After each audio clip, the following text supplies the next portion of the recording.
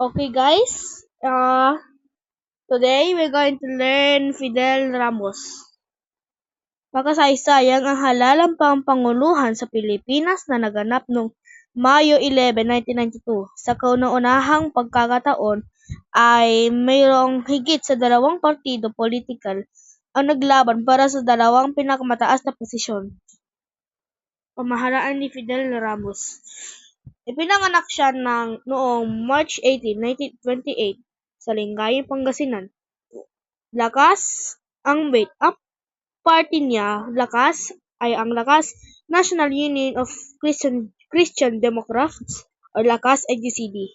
United States Military Academy at West Point, Bachelor of Science in Military Engineering. Mga pambansang suliranin at nagawa ni Pamunuan G. Ramos. Marami siyang minanang mga suliranin mula sa naunang administrasyon. Isa sa mga ito ay ang problema sa kakulangan ng elektrisidad dulot ng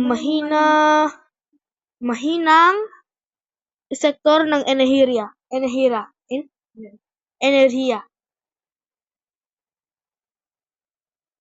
Nakadagdag din ang malaking pinsalang dulot ng kalamidad na hinarap ng pamunuang Aquino. Hinuguan ni Pangulong Ramos ang krisis sa enerhiya sa pamamagitan ng pagtatag ng Department of Energy noong 1992.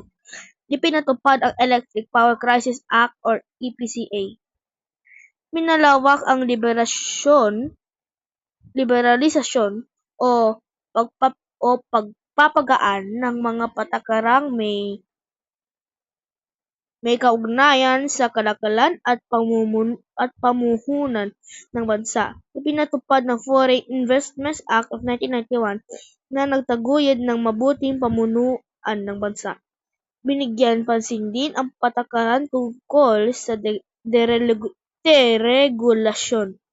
Ito ay pag-alis ng mahihigpit na patakaran ng pamahalaan sa kalakalan, gayon din ang pagpapalawak ng papel ng pribadong sektor sa ekonomiya.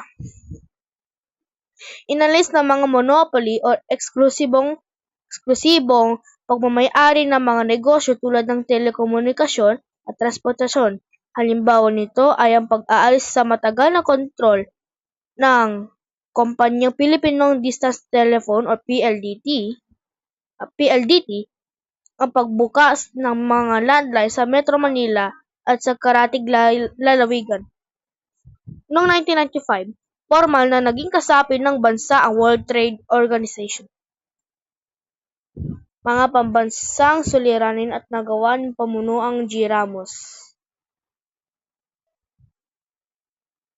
Naging pangunahing tagapag-organisa ng ang Pilipinas sa taunang pulong ng mga punong ehekutibo ng mga kasaping bansa ng Asia Pacific, Economic Cooperation or APEC noong 1996.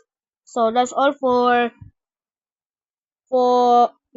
that's it for Fidel V. Ramos, and I will see you in next video about Joseph E. Estrada. Bye.